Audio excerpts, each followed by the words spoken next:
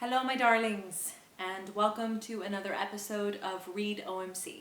Today we're going to be continuing with our chapter book, Ranger's Apprentice, and we are on chapter 3. Who's next then? Martin was calling as Horace, grinning broadly, stepped back into the line. Alice stepped forward gracefully, annoying Martin, who had wanted to nominate her as the next candidate. Alice Mainwaring, my lord, she said in her quiet, level voice. Then, before she could be asked, she continued, I request an appointment to the diplomatic service, please, my lord. Harold smiled at the solemn-looking girl. She had an air of self-confidence and poise about her that would suit her well in the service. He glanced at Lady Pauline. My lady? He said. She nodded her head several times. I've already spoken to Alice, my lord. I believe she will be an excellent candidate. Approved and accepted. Alice made a small bow of her head in the direction of the woman who would be her mentor. Will thought how alike they were, both tall and elegant in their movements, both grave in manner. He felt a small surge of pleasure for his oldest companion, knowing how much she had wanted this election. Alice stepped back in line, and Martin, not to be forestalled this time, was already pointing to George. Right, you're next, you're next. Address the Baron. George stepped forward. His mouth opened and closed several times, but nothing came out. The other wards watched in surprise. George, long regarded by them all as the official advocate for just about everything, was overcome with stage fright. He finally managed to say something in a low voice that nobody in the room could hear. Baron Harold leaned forward, one hand cupped behind his ear. I'm sorry, I didn't quite get that, he said. George looked up at the Baron, and with an enormous effort spoke in a just audible voice. George Carter, sir. Scribe school, sir. Martin, ever a stickler for the proprieties, drew breath to berate him for the truncated nature of his address. Before he could do so, and to everyone's evident relief, Baron Harold stepped in. Very well, Martin. Let it go. Martin looked a little aggrieved, but subsided. The Baron glanced at Nigel, his chief scribe and legal officer, one eyebrow raised in question. Acceptable, my lord, he said, adding, I've seen some of George's work, and he really does have a gift for calligraphy. The Baron looked doubtful. He's not the most forceful of speakers, though, is he, scribe master? That could be a problem if he has to offer legal counsel at any time in the future. Nigel shrugged the objection aside. I promise you, my lord, with proper training that sort of thing represents no problem. Absolutely no problem at all, my lord. The scribe master folded his hands together into the wide sleeves of the monk-like habit he wore as he warmed to his theme. I remember a boy who joined us some 7 years back, rather like this one here, as a matter of fact. He had that same habit of mumbling to his shoes, but we soon showed him how to overcome it. Some of our most reluctant speakers have gone on to develop absolute eloquence, my lord, absolute eloquence. The Baron drew breath to comment, but Nigel continued in his discourse. It may even surprise you to hear that as a boy I myself suffered from the most terrible nervous stutter.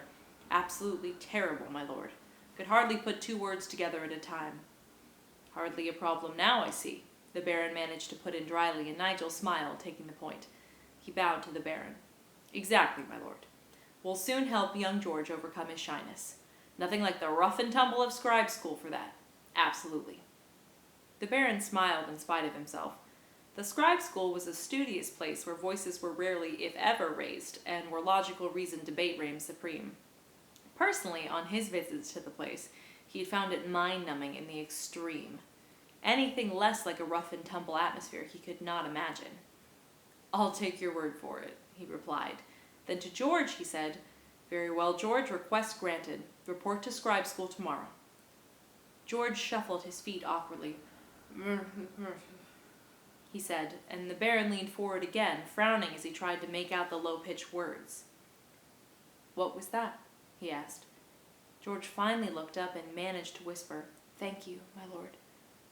He hurriedly shuffled back to the relative anonymity of the line. Oh, said the Baron, a little taken aback. Think nothing of it. Now, next is... Jenny was already stepping forward. Blonde and pretty, she was also, it had to be admitted, a little on the chubby side. But the look suited her, and at any of the castle's social functions, she was a much sought-after dance partner with the boys in the castle, both her year-mates in the ward and the sons of castle staff as well. Master Chubb, sir, she said now, stepping forward right to the edge of the Baron's desk. The Baron looked into the round face, saw the eagerness shining there in the blue eyes, and couldn't help smiling at her. What about him? He asked gently, and she hesitated, realizing that in her enthusiasm she had breached the protocol of the choosing. Oh, your pardon, sir, my Baron, your lordship, she hastily improvised, her tongue running away with her as she mangled the correct form of address. My lord, Martin prompted her. Baron Errol looked at him, eyebrows raised. Yes, Martin, he said. What is it? Martin had the grace to look embarrassed. He knew that his master was intentionally misunderstanding his interruption. He took a deep breath and said in an apologetic tone, I simply wanted to inform you that the candidate's name is Jennifer Dalby, sir. The Baron nodded at him, and Martin, a devoted servant of the heavy-bearded man, saw the look of approval in his lord's eyes. Thank you, Martin. Now, Jennifer Dalby. Jenny, sir, said the irrepressible girl, and he shrugged resignedly. Jenny, then. I assume that you are applying to be apprenticed to Master Chubb. Oh, yes, please, sir, Jenny replied breathlessly, turning adoring eyes on the portly red-haired cook. Chubb scowled thoughtfully and considered her. Could be, he muttered, walking back and forth in front of her. She smiled winningly at him, but Chubb was beyond such feminine wiles.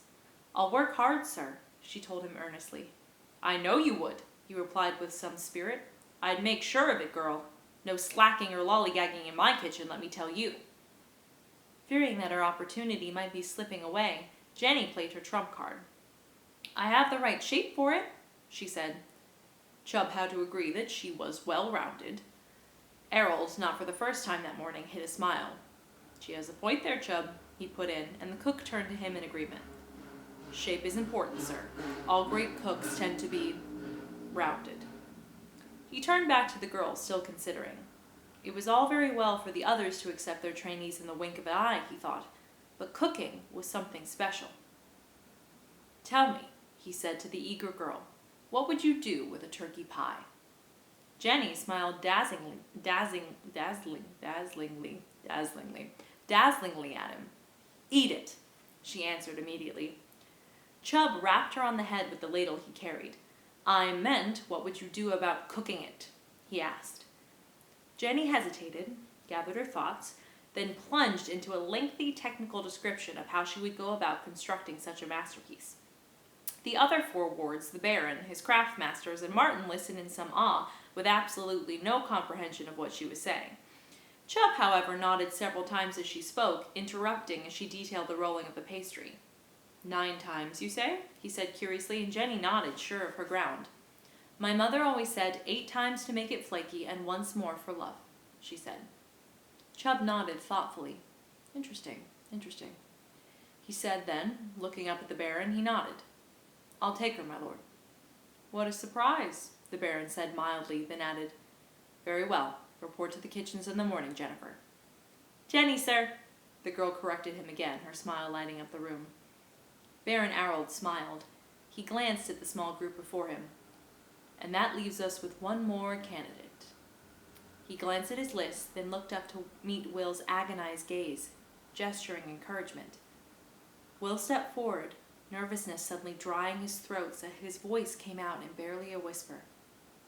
Will, sir. My name is Will. All right, my darlings, that's the end of chapter 3. I will see you tomorrow for another chapter. I love you. Bye-bye.